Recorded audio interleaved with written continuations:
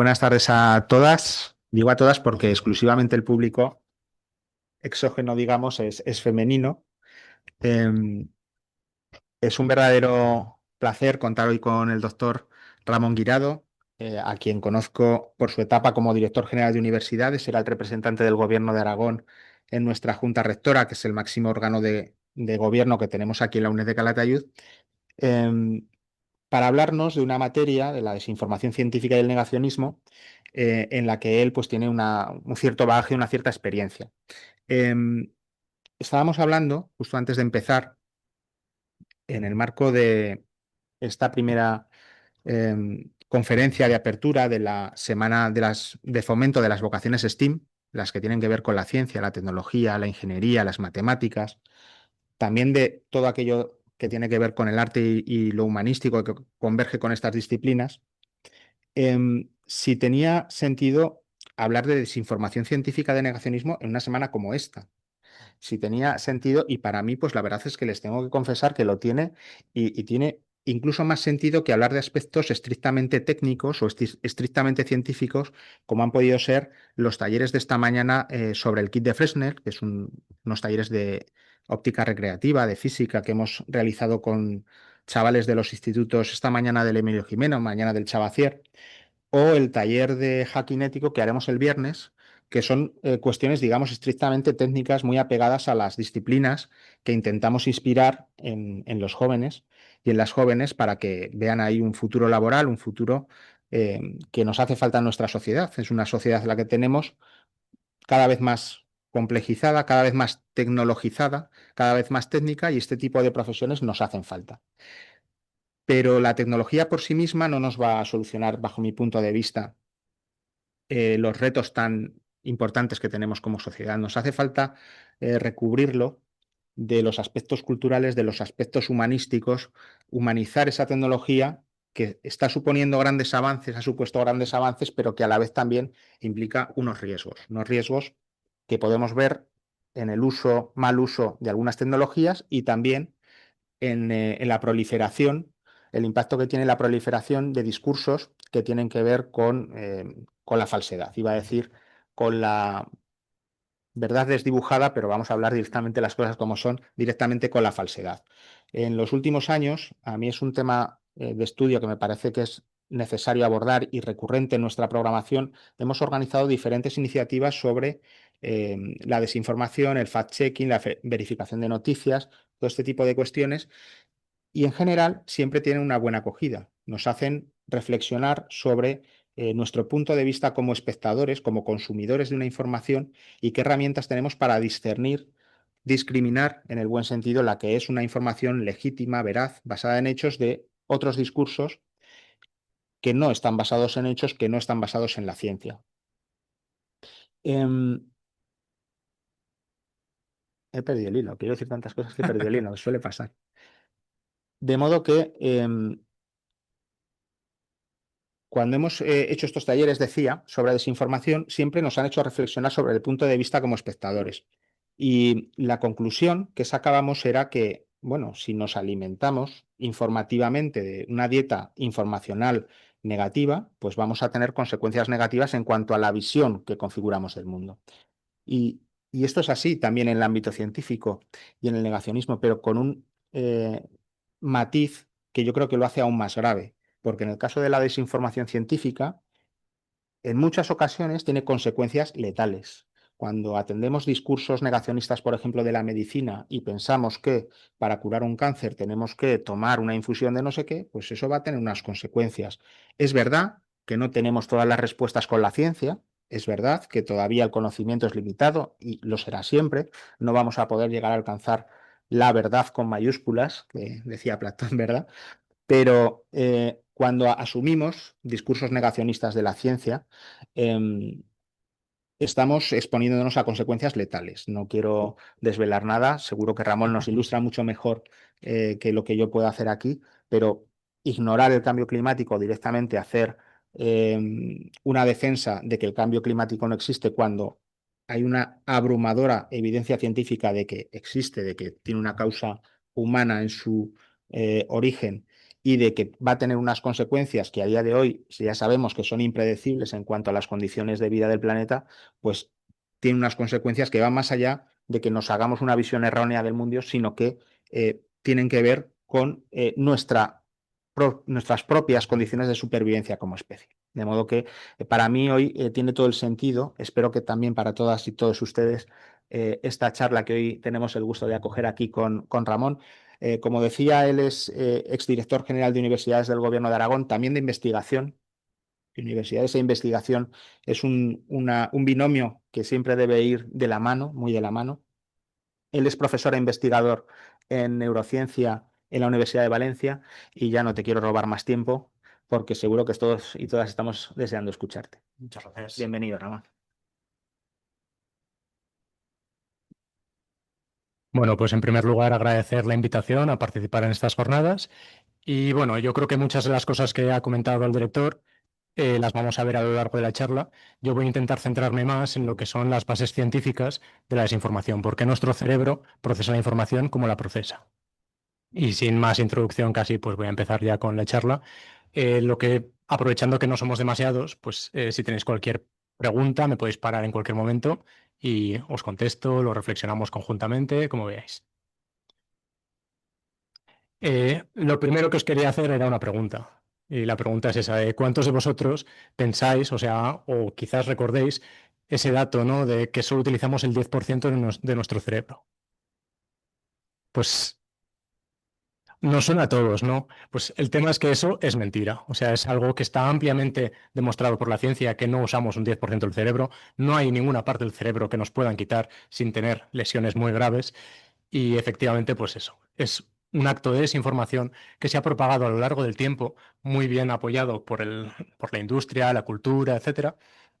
Pero vamos, imaginar eso, que si un bulo relacionado con un dato muy concreto de la neurociencia, que sabemos desde hace muchísimos años que es falso, ha pervivido hasta hoy, imaginaros sobre otros temas que nos generan más miedo, que son más difusos, que son más difíciles de demostrar que son falsos.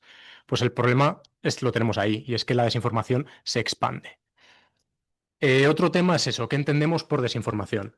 Desinformación realmente suele hacer referencia a tres conceptos diferentes que sí que están separados en inglés, en el lenguaje anglosajón, pero en castellano nos solemos referir a los tres como desinformación.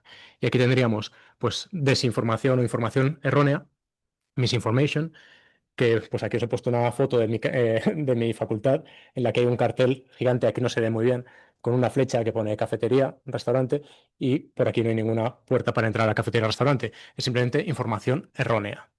Tenemos una información que no es cierta, pero no está intentando incitar a nadie a que piense que la ciencia nos engaña, no tiene ningún propósito ulterior.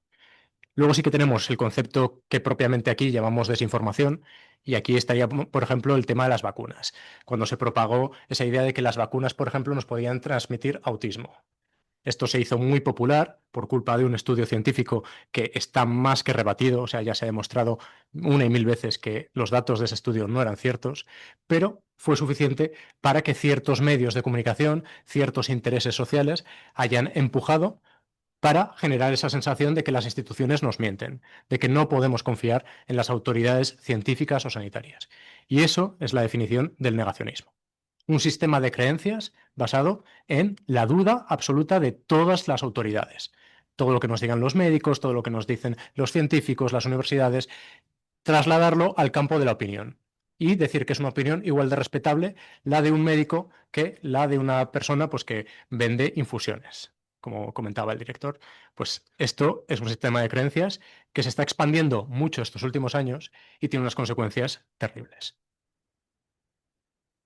Así llegamos un poco al esquema de la presentación que os quería dar, en la que quiero hablar pues, de 5 partes muy específicas. Primero, un pequeño repaso sobre la filosofía y también la literatura de la manipulación de masas, de cómo se ha manipulado a la gente a lo largo de la historia. Después vamos a centrarnos más en las bases anatómicas, neuroanatómicas. Vamos a hablar de la neurociencia que hay detrás de los bulos y la desinformación. Luego vamos a dar un pequeño ejemplo muy concreto de desinformación que atañe a Calatayud y también a la comarca, pero bueno, también seguramente a toda la Confederación Hidrográfica del Ebro, y ahí ya os estoy dando una pista de por dónde irá. Luego hablaremos una visión un poco más actual de cómo interpretar ahora mismo la desinformación y por último, pues qué podemos hacer tanto a nivel individual como a nivel colectivo para defendernos de la desinformación. Y también aprovechando pues eso, mi experiencia en la gestión, intentaré hacer un poco de autocrítica en las cosas que yo creo que hicimos mal cuando estábamos en las instituciones y que se debería intentar corregir si volvemos a estar en algún momento. Como bien comentaba también el director, pues vamos a empezar por Platón, ¿no? Cuando hablamos de filosofía suele ser un punto de origen en la cultura occidental al menos, y es que para Platón, pues la ciudadanía vive engañada, vive dentro de una cueva donde se está muy calentito y se está muy bien, pero lo que sabemos, la información que nos llega del exterior, no son más que sombras proyectadas, que son unos juegos de sombras que nos están haciendo otros. Esos otros son los que conocen la verdad. Y ahí sí hay una verdad absoluta. Entonces, lo que nos dice Platón es, a través del esfuerzo, de la formación, tenemos que conseguir salir del interior de la caverna. Vamos a pasar frío, lo vamos a pasar mal, pero es la única forma de acceder a la verdad, al conocimiento. Y entonces entender que las sombras eran juegos que nos utilizaban para manipularnos. A raíz de esa idea de Platón, pues otros filósofos decían, pues tendremos que empezar a dudar de todo. Y aquí viene la escuela de los escépticos. Y entre ellos, pues a lo mejor destacar a Descartes, que nos decía, pues eso, que hay que dudar absolutamente de todo. De toda información que nos llega, cada día una forma de protegernos de la desinformación sería esa, pensar, ¿esta información es verídica o es falsa? Reflexionar y estar, o sea, asumir solo como cierto aquello que tengamos una certeza absoluta de que es cierto. Si esto lo llevamos al extremo, pues llegamos a las conclusiones de Descartes, que al final solo puedes estar cierto de que existes, el cogito ergo sum. Si pienso es porque al menos existo. Eso es llevar la duda, a lo mejor, pues ya al extremo. Y a medida que avanzamos en la historia, pues vamos pasando por otros autores, como Nietzsche, que nos habla más del relativismo moral, del perspectivismo, y nos empieza a decir que la definición de bien y la definición de mal son relativas. Y esto depende de lo que han hecho los poderosos en el pasado. A Nietzsche le gusta mucho los héroes griegos, los héroes de la antigüedad, y hace un análisis de la etimología de las palabras, de bien y mal, y acaba llegando a que el origen de las palabras en Grecia se remonta a que las cosas que están bien eran las cosas que hacían los héroes, independientemente de una moral. Todo lo que hacían los héroes estaba bien. Y esto se tradujo pues, al momento histórico de Nietzsche, en que pues, lo que hacen los poderosos siempre está bien y lo que hacen los débiles, en general, él, pues eso, es un filósofo que tiene el origen del fascismo, bueno, el nazismo concretamente. Entonces él define al héroe como el fuerte, el que hace las cosas bien, y define al judío como el que tiene que utilizar la inteligencia para conseguir sus objetivos.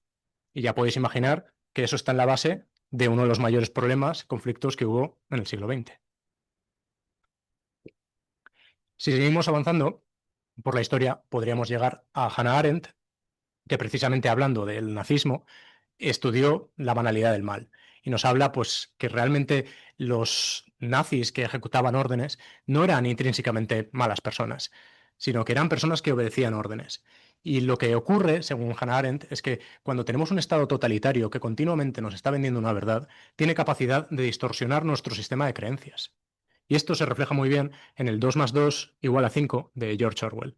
Esto es un documental que ahora mismo está en cines, que si podéis verlo, pues os lo recomiendo. Pero bueno, es un concepto de 1984 en el que un Estado autoritario estaba forzando a una persona a decir que 2 más 2 son 5. Y al final esa persona, después de toda la presión, de todas las amenazas, de ese Estado autoritario totalitario que tiene un poder absoluto, al final esa persona sabe que su vida está en riesgo y acaba dudando realmente si 2 más 2 son 4 o si 2 más 2 son 5.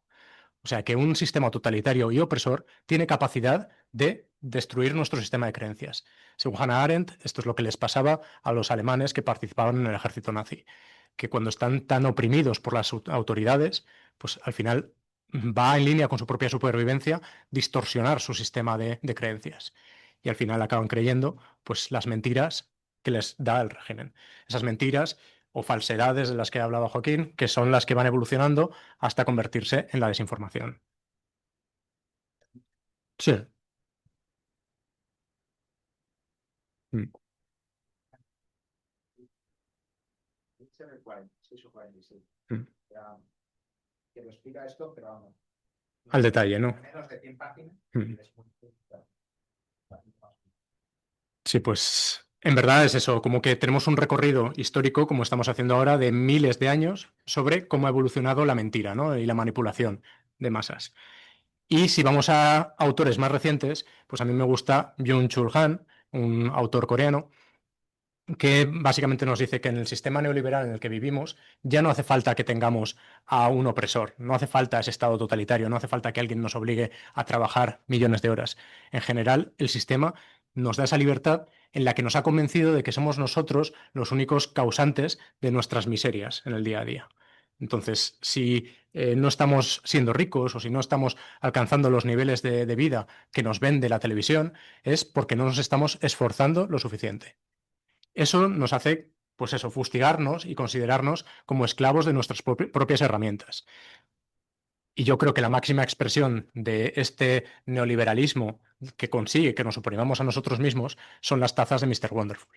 Básicamente, todas estas tazas de si puedes soñarlo, puedes conseguirlo, puedes hacerlo, es una forma de oprimirte que no eres del todo consciente, pero esa taza te está diciendo que si fracasas en la vida es porque no te estás esforzando lo suficiente y obvia completamente las condiciones sistémicas de si has nacido en una familia pobre, en una familia rica, etcétera.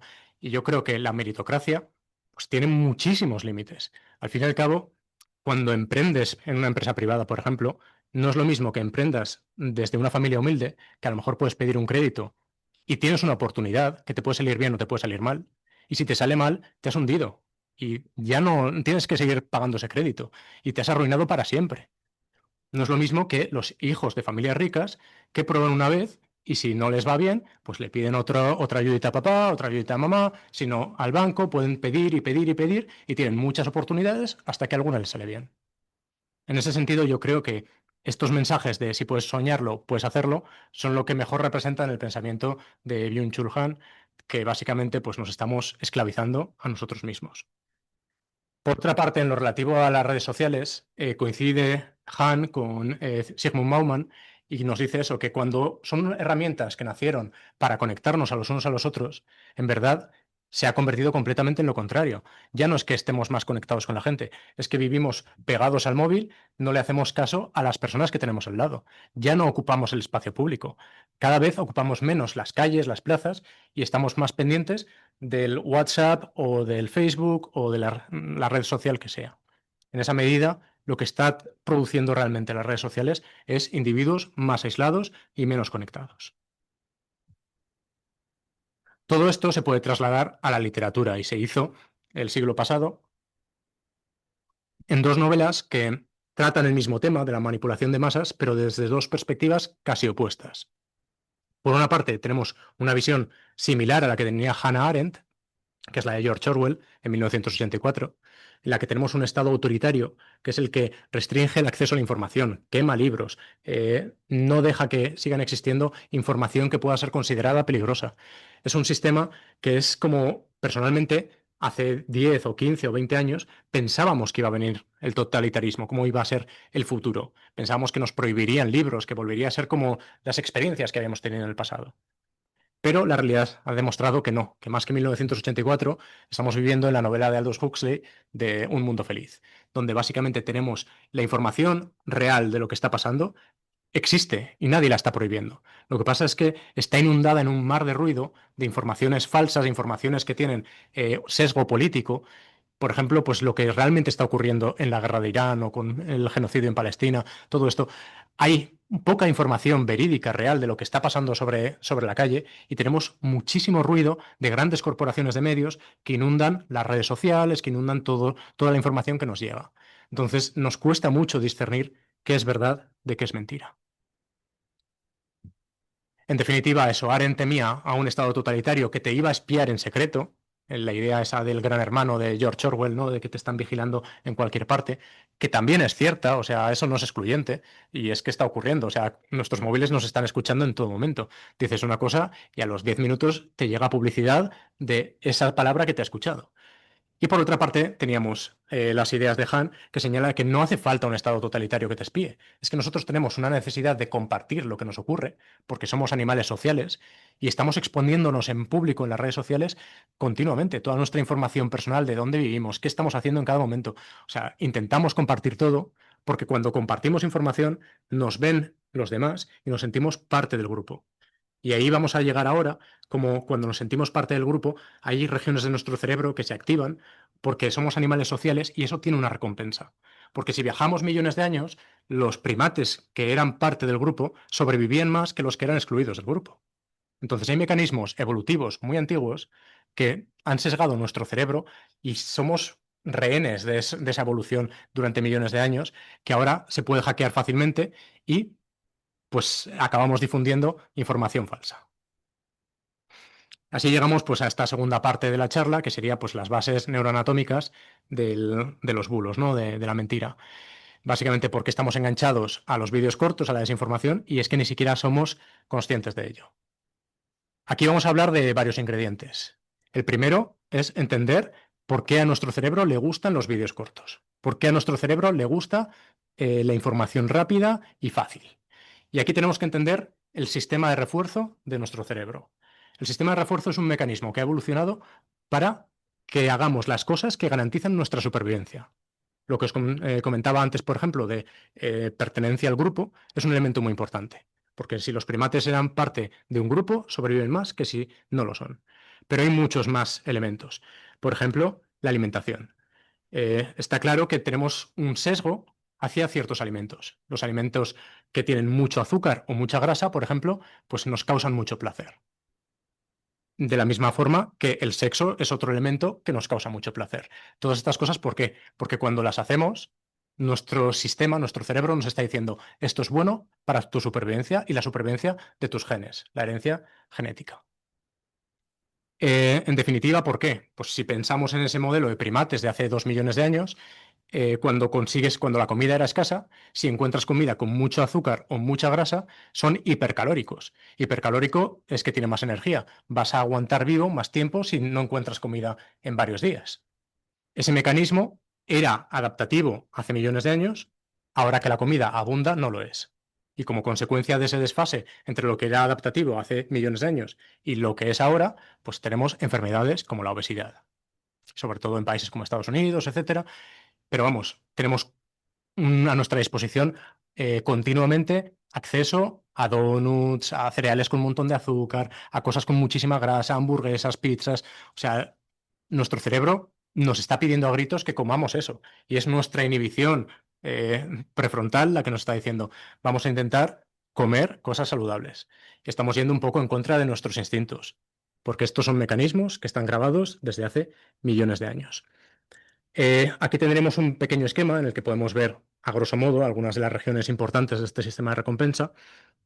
Por ejemplo, tendríamos la corteza prefrontal, que es el área de toma de decisiones, y la corteza prefrontal recibe una inervación dopaminérgica, que la dopamina es ese neurotransmisor que nos incita a buscar la recompensa, y esa dopamina viene principalmente del accumbens, del área ventral tegmental o de la sustancia negra, un área del mesencéfalo.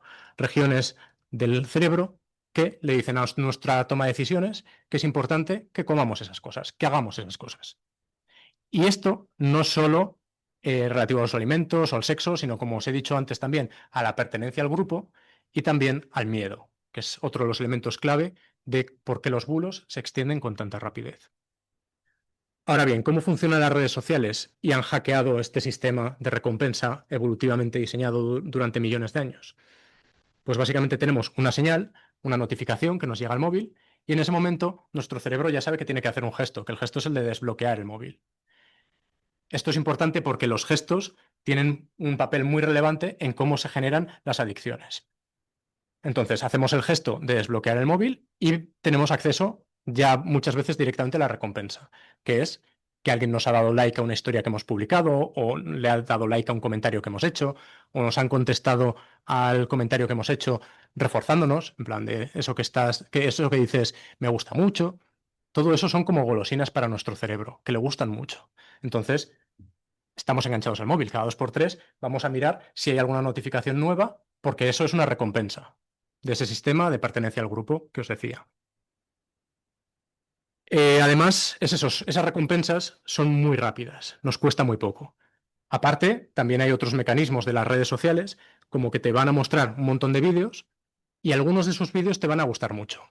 Cuando llegas a un vídeo que te gusta mucho, ahí se va a disparar un extra de dopamina.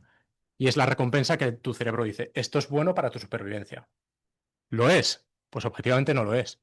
Pero nuestro sistema ha evolucionado así y se están aprovechando de ese mecanismo. ¿Qué hacen? Pues que en el feed de las redes sociales, de Instagram, etcétera, te ponen vídeos que te gustan en un mar de vídeos que no te van a gustar demasiado.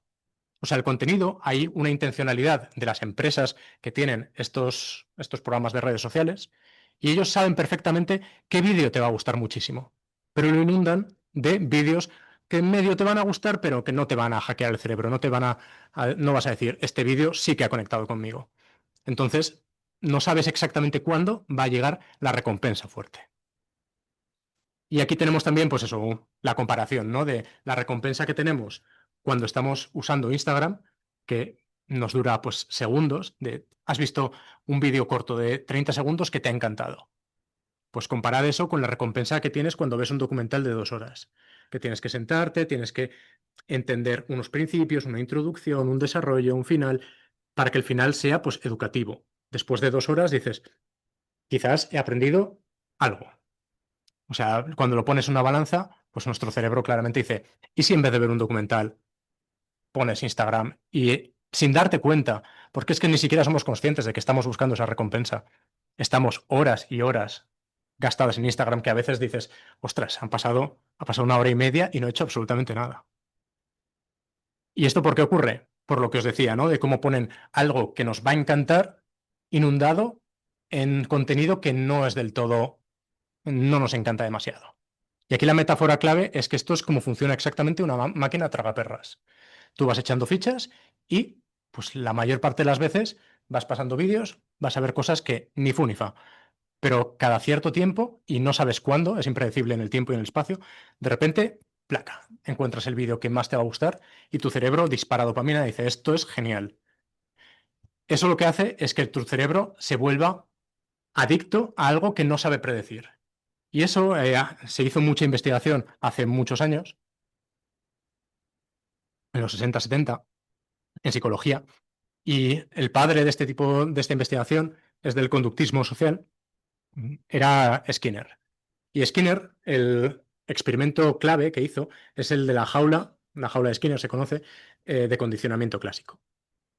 Ahí básicamente tienes dos modelos. Por una parte, él utilizaba palomas, pero en ciencia actual se suelen utilizar roedores.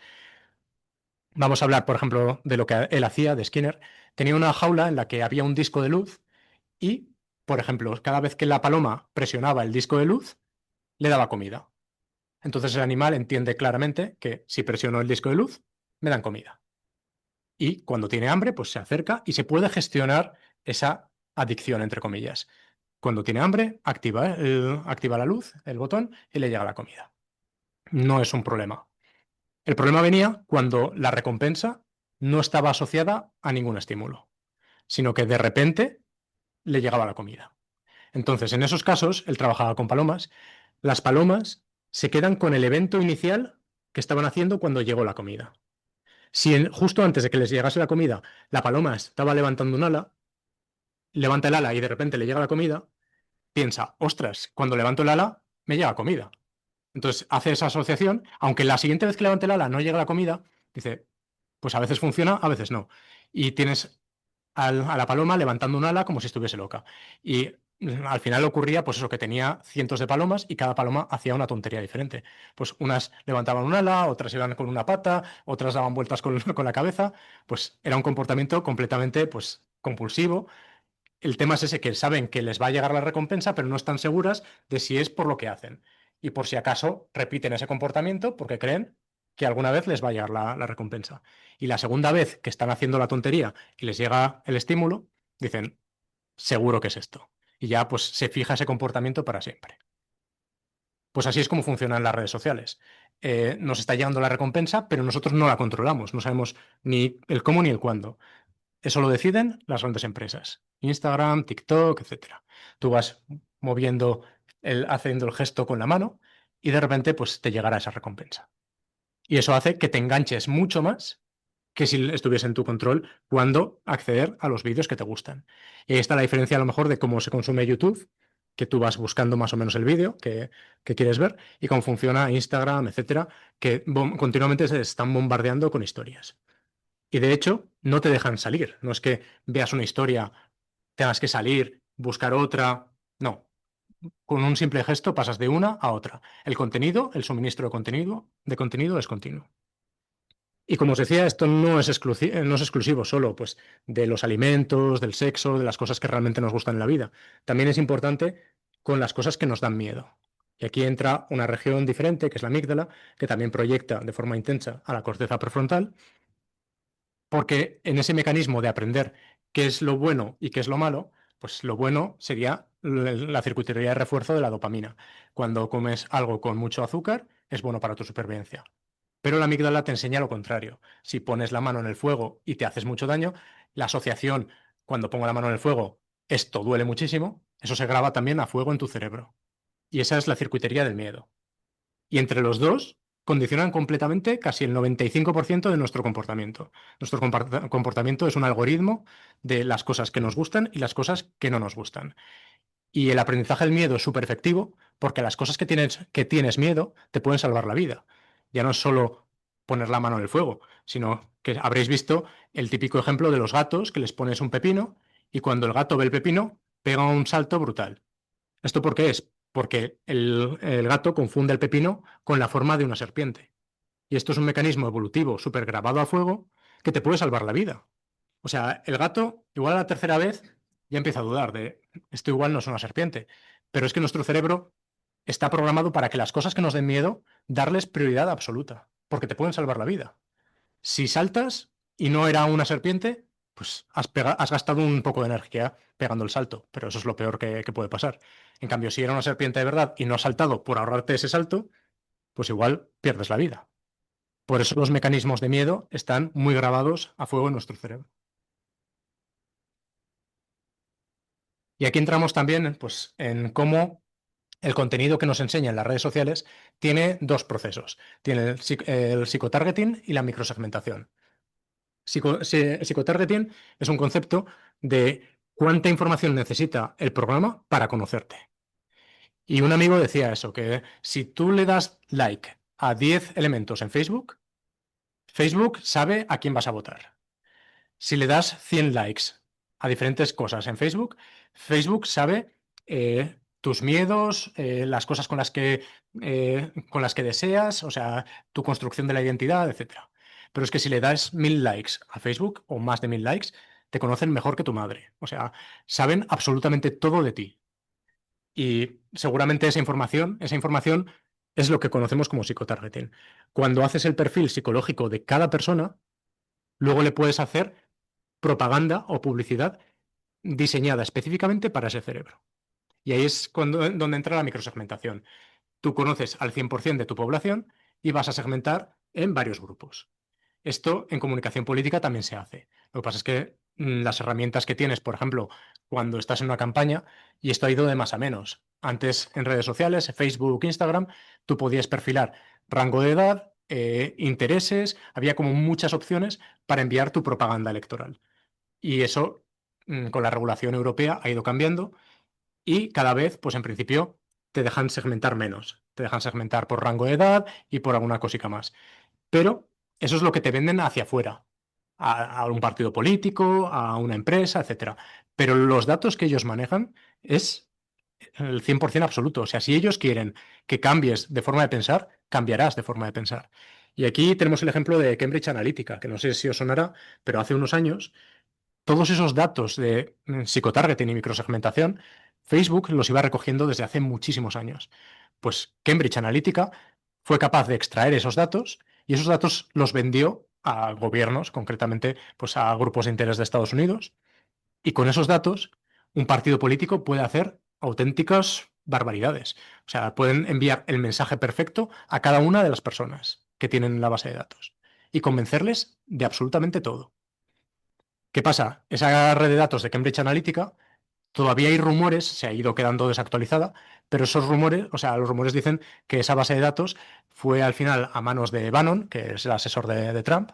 Son ellos los que han utilizado a saco, han explotado más esta base de datos, y que luego Bannon ha compartido esto con los partidos de ultraderecha en Europa. Entonces, muchos partidos de ultraderecha europeos tienen acceso a estos datos de Cambridge Analytica todavía de cuando ocurrió esto, de no sé si es 2014, 2015, por ahí más o menos fue. Y esos datos son terriblemente peligrosos. Están desactualizados y seguramente ahora hay datos muchísimo más peligrosos y no sabemos exactamente pues, quién los tiene. Pero regular sobre esto, como hablaremos un poquito más tarde, es crucial. Vale, hemos aprendido el primer ingrediente, que es por qué a nuestro cerebro le gustaban los vídeos cortos. Ahora vamos a pasar por otros un poco más rápido, pero tenemos el otro ingrediente, que es el efecto de la verdad ilusoria. ¿Esto qué significa? Que cuando te repiten una misma mentira 1000 veces, acabas pensando que es verdad. ¿Qué pasa? Que las redes te están bombardeando continuamente con mensajes. Y esos mensajes son capaces de desplazar tu consenso, tu forma de pensar de cómo funciona el mundo. Y esto funciona de verdad. O sea, aquí, por ejemplo, en España, y llevándolo más concreto a Teruel, yo soy de Teruel, está el tema de la ocupación. O sea, recuerdo que hubo una temporada, que creo que fue 2019, por ahí más o menos, en los que Ana Rosa Quintana, Susana Griso, etcétera, y los medios de la derecha mediática vendían continuamente que el problema de la ocupación era un problema muy importante en España. Y estaban todo el día machacando con que se te iban a colar ocupas, que era necesario tener, pues eso, cámaras de seguridad, etcétera. Hasta tal punto que el grupo de ciudadanos en Teruel propuso al Ayuntamiento de Teruel que hubiese una normativa para proteger a la ciudadanía de Teruel de la ocupación. Y hasta aquí dices, pues ok. Pero el problema era que en Teruel no ha habido una ocupación en décadas. O sea, no había habido ningún caso de ocupación en más de 15 o 20 años. Entonces tenemos un problema que no existe, pero que la gente, y esto pasa continuamente, o sea, las preocupaciones del CIS de la gente dependen más de lo que dicen los medios de comunicación que de tu experiencia, de lo que estás viviendo en el día a día. Y al final, pues eso, llegamos a absurdos como una ciudad donde no hay problemas de ocupación, pues te estén proponiendo leyes, o sea, te estén proponiendo normativa para luchar contra la ocupación. Ese era el sesgo de la verdad ilusoria, cuando se te repite mucho una información, que estamos viviéndolo cada día. El tercer ingrediente es muy importante, es el sesgo de confirmación. Sesgo de confirmación es que nuestro cerebro es extremadamente vago o extremadamente eficiente a la hora de utilizar la información y siempre se queda con la evidencia que refuta, o sea, que refuta, que comprueba, que se alinea con tus creencias. Esto lo demostraron de forma muy elegante en 1979 unos autores que tenían, pues eso, una población que habían dividido en gente a favor de la pena de muerte, esto es de Estados Unidos, y gente en contra de la pena de muerte. A ambos grupos les enseñaban dos estudios. Un estudio que refutaba que la pena de muerte funcionaba, disminuía la criminalidad, y otro estudio que decía justo lo contrario, que la pena de muerte no servía para nada. Se lo dieron los dos estudios a los dos grupos de población y lo que vieron es que después de tener acceso a esa información, se polarizaron todavía más. En vez de decir, ostras, hay datos confusos, ¿no? Unos que apoyan, otros que no, intentar buscar el punto intermedio de cómo de bien estaba hecho el estudio y tal, pues lo que observaron era eso, que los que pensaban que la pena de muerte funcionaba, decían, el estudio que dice lo que yo pienso está mucho mejor hecho que el otro. Y lo contrario a los otros. Los otros decían, no, no, el estudio que dice que la pena de muerte no sirve para nada es válido y los otros cometen errores graves. O sea, básicamente, ante una misma evidencia, la gente se polariza porque tu cerebro le gusta que las cosas encajen con tu forma de ver el mundo.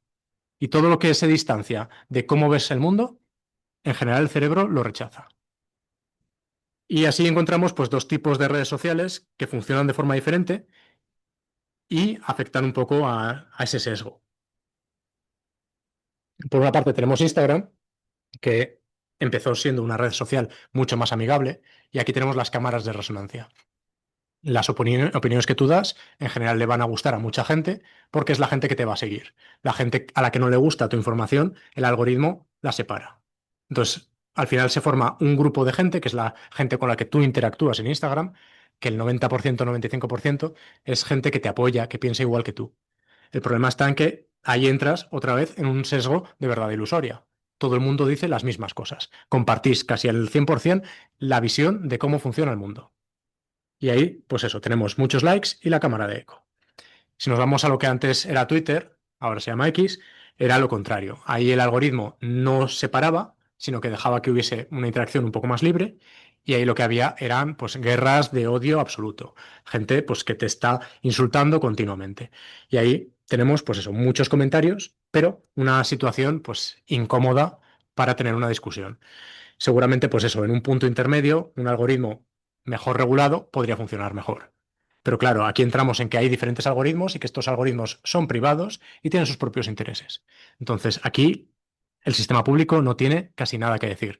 Y a mi modo de verlo, eso es un error bastante grave. Para entender un poco a nivel de neuroanatomía cómo funciona este sesgo de confirmación, pues podemos empezar primero con autores de psicología y luego pasamos a estudios de neuroimagen. Desde la psicología tenemos autores como Kahneman, que llevó la psicología a la economía y por eso ganó un premio Nobel, pero bueno, que él hablaba de dos sistemas, un sistema de toma de decisiones rápido y otro lento. El rápido consistiría en que ya tenemos una idea de cómo funciona el mundo y es lo que hacemos en nuestra rutina básica, cuando las cosas nos encajan perfectamente. Y el 2 es el sistema lento de cuando nos encontramos una información disonante que no nos esperábamos, que nos choca, y ahí tenemos que pues, procesar de una forma más lenta la información, de pensar, de decir, ¿esto por qué ha funcionado así? Si esto no es como yo pensaba que funcionaban las cosas. Pues estos dos sistemas tienen un correlato en neuroanatomía, que es un poco de lo que os quería hablar. Y os lo voy a comentar en esta diapositiva, pero vamos, por poneros un ejemplo más visual, ayer o antes de ayer en la cafetería se me olvidó, yo siempre me llevo para almorzar un batido y un plátano. Pues el plátano se me olvidó, y dije, pues acompañó a mi compañera de trabajo a la cafetería y me lo pido allí. La chica que trabaja en la cafetería, pues está acostumbrada, es una cafetería de una facultad, pues está siempre cortado, café con leche, como tres, cuatro productos continuamente. Pues ella a toda velocidad, gestionando lo que le va pidiendo la gente, y cuando me tocó a mí, pues le dije un plátano. Y le estalló la cabeza, ¿sabes? Dijo, ¿plátanos? En plan pensando, ¿tengo plátanos? ¿Dónde están los plátanos? ¿Sabes? ¿Qué es un plátano? Sí. Pues ahí tenemos básicamente ese modelo, ¿no? Estos dos modelos de los que nos hablaba Kahneman, un sistema intuitivo, rápido, de procesar una información muy rápida de nuestra rutina, de lo que esperamos que vaya a ocurrir, y un sistema más lento de cuando las cosas no van como nosotros pensamos que deberían ir, cuando alguien nos sorprende. Si esto lo llevamos a neuroanatomía, pues hay dos redes neuronales que gestionan estos dos sistemas. Por una parte tenemos la red neuronal por defecto, que no es un correlato perfecto con el sistema 1 y sistema 2 de Kahneman, pero más o menos sí que nos sirve para entenderlos. La red neuronal por defecto es lo que se activa cuando estamos no haciendo nada, por ejemplo, cuando estamos en el sofá, cuando estamos tranquilamente por casa solos. Ahí es como cuando nos estamos hablando a nosotros mismos. Tenemos un procesamiento autobiográfico de qué hemos hecho en el día o de planificación de futuro. Y también es clave esa planificación de futuro porque estamos entrenando nuestro cerebro con eventos a los que creemos que nos vamos a enfrentar. Entonces, estamos pensando, si ocurre esto, haré esto, actuaré de esta otra forma. Y eso es un entrenamiento muy importante que depende concretamente de una conexión entre las fibras del hipocampo con el área ventromedial del área prefrontal. Y eso es lo que nos entrena para que cuando nos encontremos en una situación podamos reaccionar de forma muy rápida. Sin eso, no podemos actuar de forma rápida. Esto es muy útil para nuestro día a día, pero también es lo que nos genera prejuicios. Y es lo que va a hacer que prefiramos siempre una evidencia que se alinea con lo que nosotros creemos de cómo funciona el mundo que la versión alternativa. La versión alternativa se llama red neuronal ejecutiva central, es la que tendríamos aquí a la derecha, y es lo que ocurría, pues eso, cuando nos enfrentamos a elementos nuevos que no nos esperamos. Y ahí tenemos que emplear otras regiones del cerebro, concretamente la parte dorsolateral de la corteza prefrontal, que es la que nos está decidiendo, pues, cómo procesamos la información de una forma más razonada, ¿no? De cómo interpretamos los datos y los meditamos. En verdad, pues eso, hay otra red que es la de saliencia, que es la que determina si la información se tiene que procesar por una vía o por otra. Pero en general lo que os he hablado es eso, la red neuronal por defecto, que la región importante es el área prefrontal, la corteza prefrontal, pero el área ventromedial, y la ejecutiva central, que es la dorsolateral. Y quedaros con que la dorsolateral es la que nos cuesta mucho más esfuerzo, y eso también significa que nos consume más energía en el cerebro. Y nuestro cerebro Claramente, muchos estudios han demostrado eso, que el 95% de nuestras decisiones se toman por la red neuronal por defecto. O sea, casi todo lo que hacemos en nuestro día a día somos animales de rutinas. Casi toda la rutina que vamos a hacer está gestionada por esa red. Y solo el 5%, que son esas cosas como el plátano que te pide alguien cuando no te lo esperas, o cuando te para alguien para preguntarte indicaciones, ¿no? Y estás pensando, ¿no? En ese momento estás generando un mapa de la ciudad, ¿no? De qué me va a preguntar, ¿no? De dónde está el ayuntamiento, ciertos sitios. Si la persona en vez de decirte cómo llegar al Mercadona, te dice, perdona, para ir a Albacete desde aquí, ¿es la siguiente calle a la izquierda o a la derecha? Pues ese tipo de preguntas, ¿no? Que te chocan, que te impactan, eso es lo que te saca a la red central ejecutiva, a la de pensar mucho, que metabólicamente nos cuesta mucho. Entonces nuestro cerebro es muy vago y va a intentar siempre que las cosas sean como hemos pensado que deben ser, por la red neuronal por defecto. Y llegamos al cuarto ingrediente, que es el sesgo de atribución, que seguramente es el más relevante a la hora de la discriminación y muchos de los bulos que lanza la ultraderecha. Aquí es que cuando juzgamos a otros, en general les asignamos cualidades. Y cuando juzgamos a nosotros mismos, nos evaluamos con condiciones y con contexto. En plan, esta persona ha suspendido el examen, pues porque no habrá estudiado, porque es un vago, porque lo deja todo para el final. Cualidades. Es mal estudiante, es tonto, es menos inteligente, tal. Pero cuando nos evaluamos a nosotros mismos, pues si sacamos mala nota en el examen, es como, todo son excusas contextuales. No he tenido tiempo para estudiar, dormí mal la noche de antes, excusas. Y esto no solo funciona, sobre todo funciona eso, para los demás versus yo. Pero no solo funciona en esa dimensión, funciona también con los grupos marginales, cuando se generaliza. En plan, las mujeres conducen mal.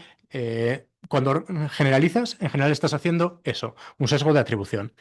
Si tú conduces mal, pues es pues eso, porque has descansado mal, porque estabas un poco mareado, te sentías un poco enfermo, te pones excusas. Y esto también es lo que se está utilizando la ultraderecha últimamente a máximo con el tema de los inmigrantes. ¿Por qué roban los inmigrantes? Por ser inmigrantes. ¿Por qué roba un español o una persona blanca? Pues ahí ya le buscas excusas. Pues porque estará pasando una temporada mala, ha tenido que, pues tendría hambre, tenía que buscarse la vida. Le pones justificaciones. Pero a otros grupos, sobre todo grupos en los que tú no encajas, generalizas. Y esto, pues eso es algo que también le gusta a nuestro cerebro porque es un modelo, una forma fácil de etiquetar a la gente. Y esto es un ingrediente terrible para la desinformación. Y así llegamos a la ecuación de la tormenta perfecta. A nuestro cerebro le gustan las cosas cortas, ¿no? Los vídeos cortos y facilitos. Si nos repiten 1000 veces una mentira, pues pensamos que es verdad. Nuestro cerebro es en general muy vago y prefiere la evidencia que se alinea con lo que ya piensas de cómo funciona el mundo. Y el sesgo de atribución, que básicamente crees que los demás operan por cualidades y tú operas por condicionantes.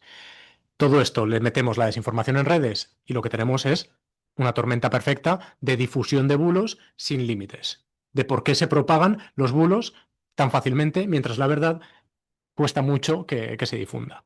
Y aquí, pues eso, luego lo podemos hablar también, esta reflexión, pero es eso, cómo se contesta, ¿no? O cómo se hace política contra quienes lanzan bulos. Hay gente que te dice, no, no, tenemos que ir con nuestro librito y decirles, no, mira, aquí te has equivocado, porque aquí tenemos un dato, un estudio de 1979 que dice que esto funciona así y tal. Y aquí también has dicho algo que es erróneo. Pues en general, ir a contrastar los detalles de las falsedades del adversario está bien, tenemos que hacerlo, pero no es la forma de convencer a la gente, porque mientras tú estás usando una red veraz que es muy lenta, que a la gente no le gusta, los otros están utilizando mecanismos que hackean nuestro cerebro, que nos gustan y que se difunden a la velocidad del fuego. Entonces no puedes contrastar el conocimiento verídico con los bulos.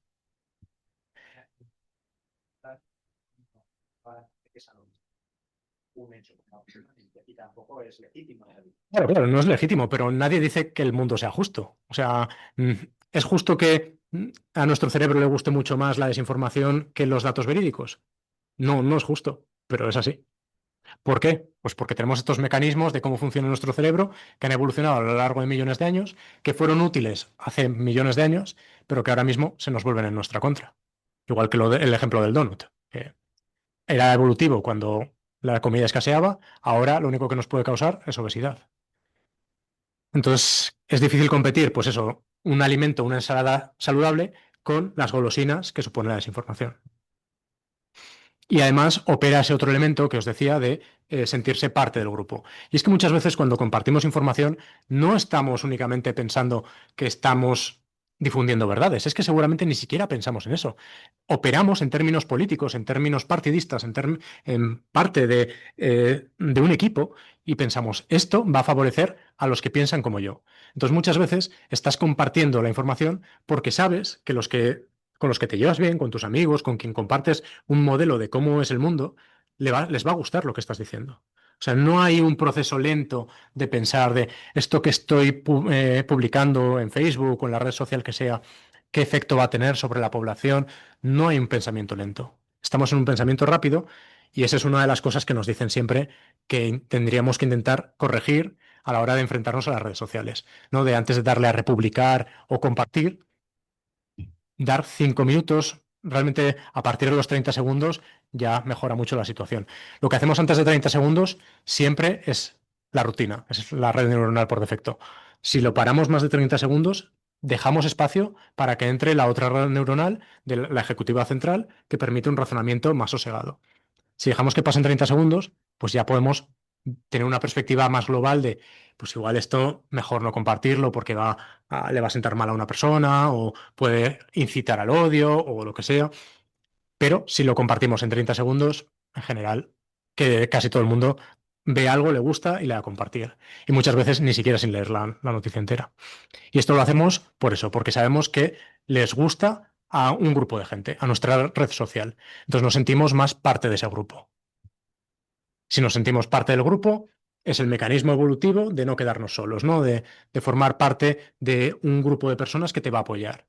Y eso nuestro cerebro piensa que es bueno para la supervivencia. En definitiva, pues eso, tenemos un cerebro que en general está cansado, ¿no? Porque se está enfrentando a un montón de desinformación, a muchos datos falsos, algunos son verdaderos, pero no sabemos identificar bien cuál es cuál, que en general somos tan vagos que en vez de analizar los datos nos quedamos con lo que encaja con nuestra forma de ver el mundo, sin darle una segunda vuelta, decir, ostras, igual esto que he dicho no era del todo correcto. O sea, y sabemos que estamos compartiendo información que no es del todo correcta y lo hacemos todos. En definitiva, pues eso, tenemos un cerebro cansado y que al final estamos agotados también por esa situación de las fake news, el doom scrolling que lo llaman, cuando te levantas por la mañana, ¿no? Y toda la información es negativa, pues al final lo único que quieres o lo que buscas en las redes sociales es un alivio, es un poquito de algo que no te haga pensar en que el mundo se va a acabar, que la guerra se expande, que el fascismo se está recorriendo de nuevo Europa, los asesinatos, los genocidios. O sea, al final hay tantas cosas que nuestro cerebro piensa que estamos al borde de la muerte, o sea, al borde de un abismo, y cuando piensas que el futuro no existe, pues no planificas a largo plazo. En realidad, pues estás más preocupado por pasar tu día a día con el menor mal posible, con quedarte como estás. Y eso, como veremos ahora en breves, es la herramienta que utilizan, sobre todo gobiernos un poquito más de ultraderecha, para colarte unas medidas pues, que no deberíamos tolerar. Pero antes de ir a esa última parte más teórica, quería pasar, pues eso, de poner un ejemplo, ¿no? Hacemos un pequeño break, vamos a hablar de la desinformación que tenemos cerca, la que nos pilla un poquito más de cerca. Y aquí, para Aragón, pero también para Calatayud, hablar de agua es un tema muy importante. ¿Por qué? Porque el regadío siempre ha sido un tema de conflicto, un tema muy importante para nuestro pueblo.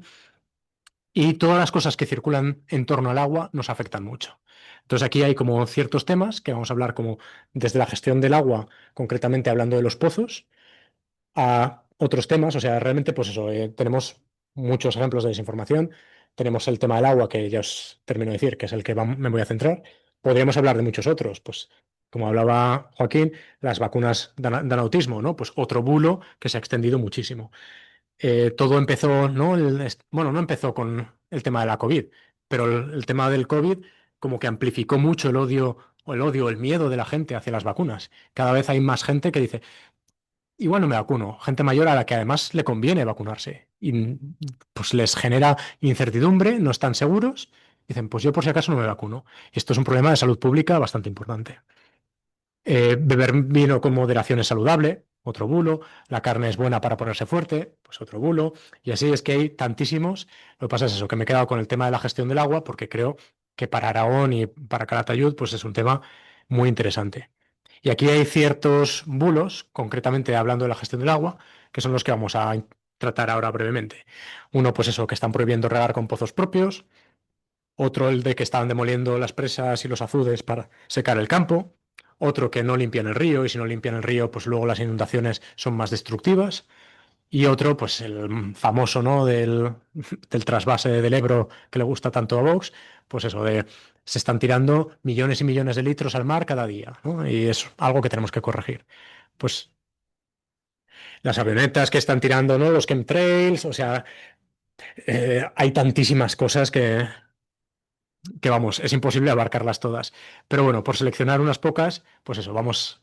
El tema de los pozos, investigando un poquito, he visto eso, ¿no? Que recientemente aquí en el área de Calatayud, pues está circulando mucho ese rumor de que quieren prohibir el uso de pozos que se llevan utilizando, etcétera. Y aquí la clave es esa, que no es que se vayan a prohibir, es que los que eran ilegales, o sea, los que no tenían autorización, siguen siendo ilegales y los que tienen autorización siguen siendo legales.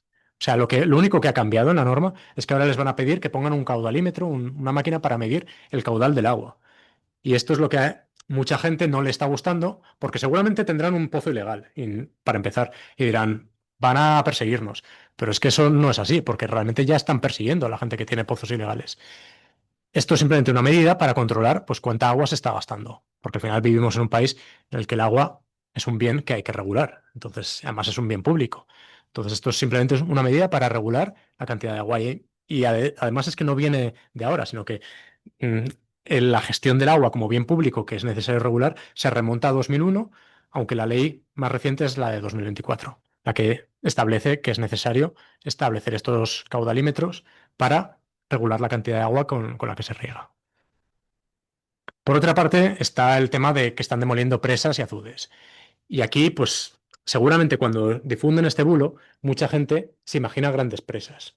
Las presas, ¿no? Que acumulan agua, que es importante para abastecer a las ciudades, etcétera, y que retienen a lo mejor el agua para evitar las crecidas de los ríos y las inundaciones. Pues mucha gente piensa, estarán demoliendo esas grandes presas, pero vas a la realidad de los datos y lo que están demoliendo el 95% de las veces son azudes, como el que se ve en la imagen, de menos de 2 metros, que además lo único que para lo que sirven es para facilitar la inundación cerca de donde está ese azud. Y que además interrumpe la continuidad del río, que más allá de inundaciones es muy importante pues, para el ecosistema que representa el propio río. Pues eso, aquí una pequeña imagen, ¿no? De lo que la gente piensa cuando esto se difunde tanto en medios de están demoliendo presas y azudes, pues automáticamente mucha gente, con su sesgo de este gobierno que hace todo, absolutamente todo mal, pues seguramente está haciendo esto, ¿no? Está derribando esas presas que nos aportan energía y regulan el abastecimiento a los pueblos. Mientras que la realidad es esa, que están quitando esos pequeños azudes. Luego otra que, pues eso, es muy recurrente y es lo de no limpiar el río y por eso cuando hay inundaciones las crecidas son peores y las consecuencias son peores. Y aquí, pues, algunos de los comentarios que hubo, especialmente con la Dana de Valencia, pero aquí tenemos una cita directamente del Ayuntamiento de Calatayud que hizo un requerimiento a la Confederación Hidrográfica del Ebro, que le instaba a que era necesario limpiar los caudales, como que es una medida como si fuese científico, como si fuese algo demostrado que es lo que hay que hacer. ¿Y cuál es la realidad? La realidad es que no. Las normas lo que nos dicen ahora mismo es que plantas invasoras como las cañas sí que hay que retirarlas, pero las plantas autóctonas no hay que quitarlas. ¿Por qué? Porque las plantas autóctonas en general lo que hacen es amortiguar el paso del agua. Cuando tienes vegetación en el cauce de un río, la velocidad con la que circula el agua es mucho más lenta. Y eso es bueno porque si quitas esa vegetación y aumentas la velocidad, va a tener un poder destructivo muchísimo mayor. Se puede llevar coches, puede derribar edificios, tiene unas consecuencias mucho más drásticas. Y aquí, pues eso, el pensamiento de que el limpiar cauces en verdad es un arma de doble filo. Si limpias el cauce al paso por la ciudad, pues seguramente sí, estás dejando que haya más espacio y que pase más agua por ese mismo espacio. Pero tienes que ser consciente de que eso que te beneficia en el lugar concreto en el que limpias el río está perjudicando a todos los que vienen aguas más abajo, porque el agua va a coger más velocidad y va a ser mucho más destructiva. Y aquí es importante, pues eso, cambiar un poco la forma de percibir cómo funciona el agua, que para mucha gente, sobre todo pues con ciertos sesgos, se piensa que el río es una tubería, ¿no? Simplemente agua que pasa por ahí de lugares donde hace falta al mar. Y por eso dicen, pues, que no se desperdicie, ¿no? El agua de esa tubería. Hay gente que piensa que la vegetación es basura y que dragar pues evita los desbordes. ¿Qué es lo que nos dice la ciencia? Pues lo contrario. O sea que no son tuberías los ríos, sino que son sistemas ecológicos. Además, sistemas ecológicos con los que tenemos simbiosis. O sea, nuestro beneficio repercute en el beneficio del río y el beneficio del río repercute en el nuestro. Lo vamos a ver ahora con las desembocaduras. Luego lo que os he comentado antes, la vegetación disipa la energía y luego es eso, el dragado limpiar el fondo de un río es como intentar barrer la playa. O sea, básicamente un río automáticamente es parte natural del funcionamiento del río, arrastrar sedimentos y es lo más normal del mundo. E incluso las inundaciones son parte natural del río. Las crecidas son naturales. Lo que tendríamos que pensar es más en los planes de dónde se construye y dónde no se construye y criticar esos planes de urbanismo que han permitido hacer viviendas en zonas fácilmente inundables, criticar eso en vez de criticar pues eso que haya vegetación en el río. En definitiva, pues eso, tenemos que pensar más en limpiar el río de nuestra basura, que esa gente nunca, cuando dicen hay que limpiar el río, siempre se refieren a eso, a cargarse la vegetación que hay en el propio cauce y nunca se refieren a retirar los plásticos y toda la basura que los humanos en general llevamos a los ríos. Y con esto llegamos al último bulo, al último mito, que es este de que se tiran millones y millones de litros al mar. Pues es eso, hay que ser conscientes de que el río es una cadena transportadora de sedimentos y que esos sedimentos pues no solo van a dar la forma del delta, sino que además son los que alimentan las playas de arena. Si no tenemos sedimentos, las arenas, las playas que tanto nos gustan de la costa, se quedarían sin arena. Serían playas de piedras mucho más incómodas. Pero ya no solo eso, es que vivimos en un sistema, como os decía antes, de simbiosis, en la que esos sedimentos van a ser parte principal del alimento de los peces que viven en la costa. Si cortamos ese río, si hacemos un trasvase y hacemos que mucha menos agua vaya al mar, lo que conseguiremos es que el agua del mar, el agua salada, se incorpore hacia el interior, salinificando el terreno, por lo tanto vamos a tener peores cosechas y peores plantaciones, y además estamos afectando a los ecosistemas que viven en la costa. Luego nos llevaremos las manos a la cabeza diciendo, pues eso, que la pesca está yendo a menos, que nos estamos cargando el Mediterráneo, que hay menos especies vivas, etcétera. Entonces tenemos que ser conscientes, pues eso, que no es que el agua que no es consumida se pierde, sino que es un bien útil para el conjunto del sistema. Si no somos conscientes de que vivimos en ese ecosistema, que somos parte del ecosistema, pues estamos abocados a la extinción, seguramente. Y con esto voy a pasar a la última parte, penúltima. Luego hablaré, pues eso, de qué podemos hacer nosotros, ¿no? A nivel individual o a nivel colectivo para luchar contra la desinformación. Pero antes, pues la visión actual de cómo se interpreta la desinformación. Y aquí es importante, pues eso, mencionar ese concepto de la sociedad del espectáculo de Guy Debord, en la que, pues eso, vivimos a base de proyecciones de datos, de información, bombardeados con información basura, que nos hace olvidarnos de todo lo que pasa. Vivimos básicamente, pues como la imagen del libro, pues comiendo palomitas y viendo cuál es el espectáculo siguiente al que nos van a someter, pues desde el teatro parlamentario, ¿no? Desde los partidos políticos, etcétera. Y aquí, pues eso, el concepto es ese, ¿no? De que te levantas cada mañana y tienes correo del trabajo, tienes notificaciones de amigos, tienes un montón de noticias sobre lo que está pasando, muchas de ellas negativas y que despiertan tu miedo interior, ¿no? De estamos viviendo guerras, estamos viviendo genocidio, estamos viviendo miseria, cosas que no acaban, el auge de la inteligencia artificial, que si nos va a quitar el trabajo, que, o sea, millones de cosas que nos sitúan en una situación de indefensión en la que pensamos, pues eso, que estamos al borde del apocalipsis. Pero es que esa percepción de estamos al borde del apocalipsis la llevamos viviendo más de 10 años, más de 15 años. O sea, es no es una meta pensar de estamos a punto de llegar al apocalipsis. Es un estado de ánimo. Un estado de ánimo en el que nos quieren deliberadamente. ¿Por qué? Porque cuando estamos en ese estado de ánimo, procesamos peor la información y somos capaces de reaccionar mucho peor. En definitiva, pues eso, es un estado de apocalipsis continuo que hace que nuestro cerebro cansado funcione todavía peor. Y para ejemplificar un poco, ¿no? Esta sociedad del espectáculo, tenemos que hablar de estos tres elementos, ¿no? El acontecimiento pantalla, del ser al parecer y del tiempo de mercancía. El acontecimiento pantalla es que siempre que va a haber una noticia negativa para el gobernante, al día siguiente, a los 2 días, te la van a intentar tapar con algo que genere mucho debate público que te distraiga. Y esto, el que ha llevado la teoría del espectáculo al límite es Donald Trump. Pues desde que llegó al gobierno, a los pocos días hizo una reformulación de su gobierno que expulsó a millones de funcionarios, bueno, millones, cientos de miles de funcionarios del gobierno. Todos los que le habían puesto resistencias en su mandato anterior, básicamente un despido masivo de funcionarios, que generó un caos administrativo brutal.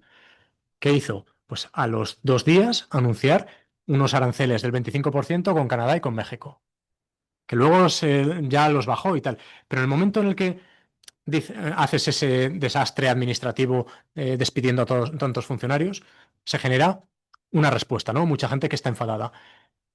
Ese enfado no llega a cristalizar porque al día, a los 2 días, cuando la gente está empezando a procesar eso, le llega la noticia de los aranceles. Y ya no se atreven, pues ya es como, ostras, hay que atacar esto de los aranceles y dejas olvidados a los funcionarios despedidos. ¿Qué pasa? Después de los aranceles, de repente un ataque, ¿no? A los cheques, al seguro social, a la seguridad social, que protege al el Medicare, Medicaid, los programas para la gente más humilde. Los recorta y con eso ya se tapa el despido masivo de funcionarios y se tapa los aranceles. Cuando hay mucho revuelo con todo esto, ¿qué hace? Decir que va a comprar Groenlandia. Ya estamos todos hablando de Groenlandia, ya nadie se acuerda del recorte de Medicaid, ya nadie se acuerda de los aranceles y ya nadie se acuerda del despido masivo de los funcionarios. Y así van tapando una cosa con otra, con otra, con otra. Y aquí entramos en el concepto ese de tiempo, mercancía y saturación, ¿no? Que está estudiado que cada 48 horas es el tiempo a partir del cual podemos empezar a organizarnos como resistencia. Entonces, si antes de que pasen esas 48 horas te lanzan el siguiente mensaje, pues te descoordinan, vuelves a centrarte en lo nuevo y olvidas lo viejo. Y este mecanismo es un continuo que hace que seamos incapaces de responder a las medidas más agresivas de estos gobiernos. Y bueno, así es lo que os comentaba antes, ¿no? Llegamos a esa situación de que abres el móvil, ¿no? Y todo es noticias de guerra, de miedo, de asesinatos, de enfermedades, de pandemia, de genocidios, asesinatos, no sé, la inteligencia artificial fuera de control, la precariedad. Y todo esto, pues lo utilizan pues, para aprovecharse, como os decía antes, y hacer las cosas más bárbaras. No solo las que mencionamos aquí del gobierno de Trump, sino, por ejemplo, lo que ha hecho Argentina, que últimamente pues, ¿no? Aprobó una jornada laboral de 12 horas al día, y el pago en especie.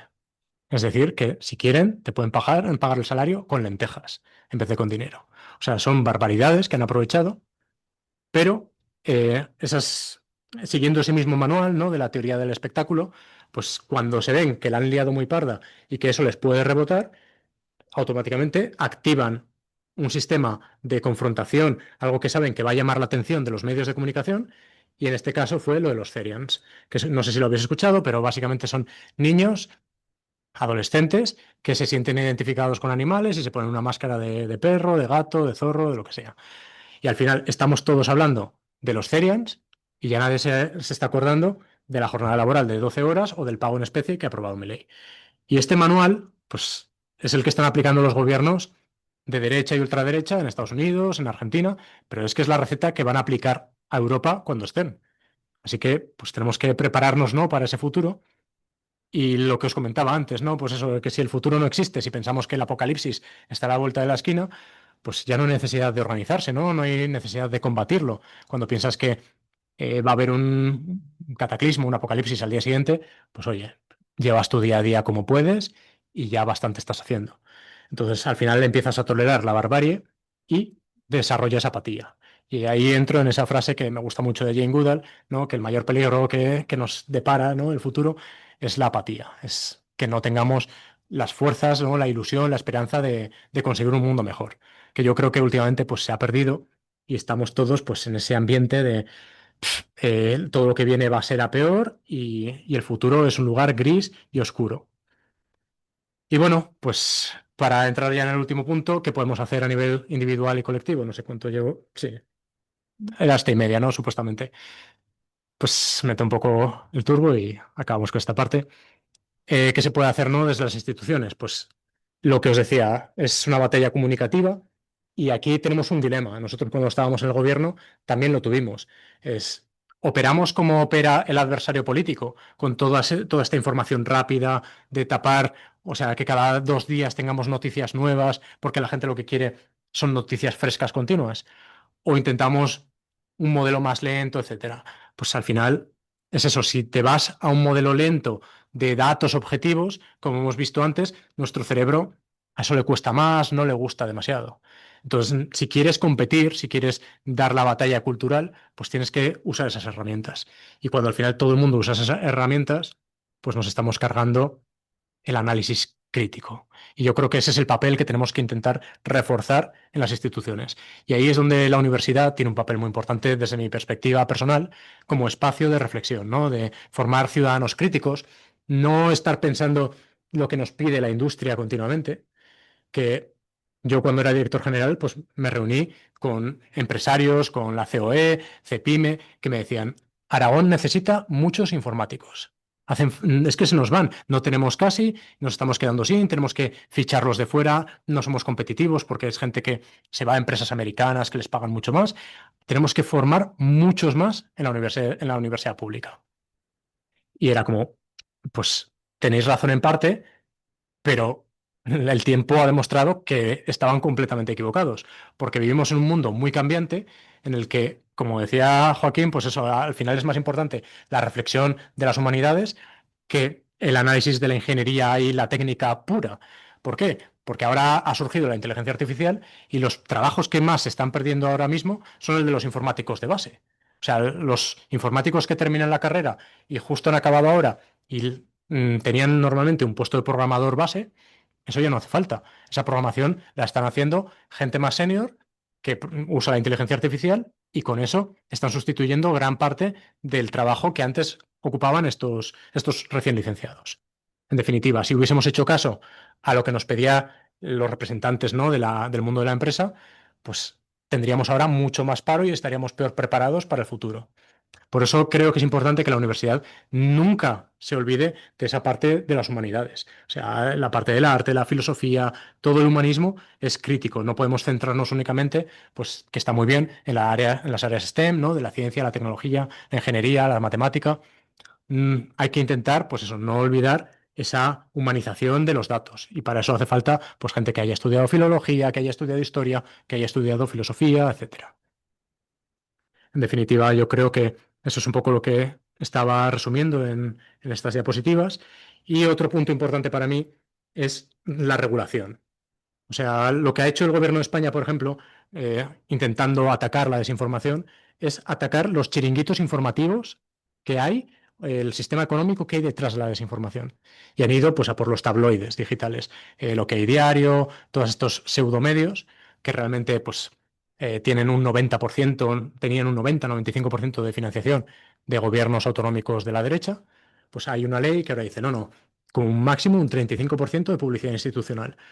Y a través de estas leyes han intentado, pues, acotar un poco el espacio de ese chiringuito de los grupos empresariales que están asociados a la desinformación en general. Y eso está bien, eso es útil. Pues sí, porque estás atacando de alguna forma esa impunidad organizada o una impunidad mediática sistémica de difundir bulos en la sociedad. Pero por otra parte, tenemos el problema de que la sociedad como os he dicho antes, por cómo está organizado nuestro cerebro, por cómo hemos evolucionado, intrínsecamente tenemos unas debilidades. Y si no aprendemos nosotros a construir defensas, esas debilidades nos las van a explotar una y otra vez. No hace falta, en resumen, que venga OK Diario a difundir bulos. Es que ahora mismo cualquier chaval se graba un vídeo él mismo mirando la cámara, contando cualquier historia, y esa historia se hace viral y difunde la información que sea, que en el 90% de los casos no tiene un ápice de veraz. Y ahí está el problema. Yo creo que tenemos que ser capaces de regular no solo atacando esos chiringuitos, sino también entrando a los algoritmos, a quien decide qué información nos van a enseñar y cuál no. Lo que comentaba antes con Joaquín, ¿no? Pues hay ciertas redes sociales, ciertos algoritmos que sesgan la información para que haya mucha más información de derechas, por ejemplo, de centro derecha, derecha, extrema derecha, que información alternativa. Por ejemplo, Instagram, Twitter, muchos de estos han cancelado a toda la gente que utilice la palabra genocidio para referirse a lo que está pasando en Palestina. Hay muchos ejemplos de cómo estas empresas sesgan parte del discurso clásico de opiniones de la izquierda y promocionan opiniones de la derecha. Y de esta forma, pues eso, están ampliando las cámaras de eco de la gente de derechas y reduciendo el tamaño de la población de izquierdas. Esto, pues eso, es ingeniería del pensamiento, es un campo nuevo en el que estamos empezando a movernos y las consecuencias las estamos viendo cómo rápidamente se está extendiendo la derecha y la ultraderecha por todo el mundo. Ya no es una cosa de América, de Estados Unidos, Argentina, es que vamos a llegar en Europa muy pronto y las consecuencias no sabemos cómo de duras pueden ser. Eso en cuanto al nivel institucional. Y para acabar, pues eso, a nivel individual, intentar desarrollar el pensamiento crítico, que es lo que también decía que creo que es un punto importante de las universidades. No formar solo a gente que necesita el mercado laboral, sino generar ciudadanía crítica. Gente que sea capaz de reflexionar y eso, en concreto, para defendernos de la desinformación, son tres estrategias. Una, cuando vas a vas a atacar un argumento, no atacarlo por el punto más débil que le ves, que es lo que hacemos todos siempre. De tu argumentación, esto es lo más débil, esto es lo que voy a atacar. Sino que si realmente quieres convencer a alguien o si quieres que te escuche esa persona, intenta defenderlo desde el punto de vista más fuerte para esa persona. Es como, voy a explicar este argumento como lo defenderías tú, como lo defendería tu adversario. Y luego te voy a contar por qué no estoy de acuerdo con ello. Y yo creo que esa es una buena forma para que haya diálogo de verdad y no sea un diálogo de besugos, ¿no? De que yo no escucho lo que me dice el contrario no me escucha a mí. Esa es una. Otra es defender los argumentos más como lo haría un científico que como lo hace un abogado. El abogado en principio tiene un objetivo que es tengo que exculpar a mi cliente, ¿no? Entonces voy a buscar la evidencia que haga falta, que es lo que os he dicho, que es cómo funciona nuestro cerebro por defecto. Voy a buscar la evidencia que me viene bien. Pues tenemos que pensar menos así e intentar pensar más como lo hacen los buenos científicos, que es voy a recoger datos y después, cuando tenga muchos datos, a ver el conjunto de los datos, qué me está diciendo, ¿no? En qué dirección van los datos. Esa es una forma de enfrentarse mucho mejor a la información también. Y el último punto es eso, mm, ser conscientes o admitir la debilidad que supone aceptar que nos hemos equivocado. O sea, aceptar que te has equivocado es algo muy duro, ¿no? Porque igual has estado años defendiendo posiciones con las que no creías. Pero solo si rebajamos un poco la dureza de ese statement, de esa explicación, pues seremos capaces de aceptarlo con más facilidad. O sea, tenemos que rebajar la intensidad y normalizar el decir, pues mira, me he equivocado, ¿sabes? O sea, tenía la información con la que tenía, con la que actué cuando hice esto, pues no era lo más completa posible. Sabiendo esto, pues ahora he cambiado de opinión. Cambiar de opinión parece que últimamente, ¿no? En esta sociedad es algo que se castiga muchísimo. Yo creo que rebajar ese castigo no nos vendría muy bien.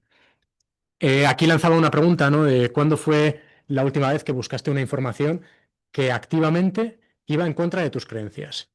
Y eso es algo que nadie hace. O sea, nadie dice, voy a ver si el partido político que yo no creo, que yo no voto y que no comulgo con sus ideas, voy a ver si tienen razón. ¿Sabes? A ver si me desmontan esto. ¿Sabes? Es una forma de pensar que no tenemos y que nos vendría bien. Aquí había un ejemplo, ¿no? Que era lo que hacía Darwin en principio, que era, pues eso, él era consciente de que cuando encontraba datos que iban en contra de sus ideas, seguramente sus ideas no eran tanto la competencia genética evolutiva, sino pues no el lamarquismo, ¿no? Que las propiedades se pueden desarrollar, etcétera. Pues cada vez que veía un dato que contradecía su forma de pensar, decía, voy a apuntarlo rápidamente, porque si no lo apunto, mi cerebro lo va a olvidar rapidísimamente. Y eso es porque entendía que hasta cierto punto, pues nuestro cerebro, lo que os he explicado, tiene esa red neuronal por defecto, que es muy barata, y tiene la red ejecutiva central, que es muy cara. Y si algo no nos encaja, lo desechamos rápido porque no nos conviene, porque nos cuesta más esfuerzo entenderlo. Y esto es un poco lo que os quería decir. Aparte de eso, pues eso, mi conclusión personal, que hay que luchar para que las universidades, los centros de investigación, ¿no? Los lugares donde se genera conocimiento de verdad, sean sitios a los que les demos autoridad. Que no comparemos la opinión de un experto, de un científico, con la opinión, pues, de alguien que se ha puesto el móvil y está diciendo lo primero que se le viene a la cabeza. Si no recuperamos la autoridad que sentimos hacia los científicos, los investigadores, los médicos, la gente profesional, si no hacemos eso, es que estamos abocados a la extinción, básicamente, como especie. Y luego, pues una última frase, pues eso, que la ciencia no es una opinión, lo que sí que es una responsabilidad política, que todos tenemos que intentar defender para preservarla, porque si nos cargamos eso, yo creo que eso, que estamos abocados a la extinción como especie. Y eso es un poco todo lo que, esto es más o menos las fuentes que he sacado para las cosas que os he contado, y esto es lo que os quería contar.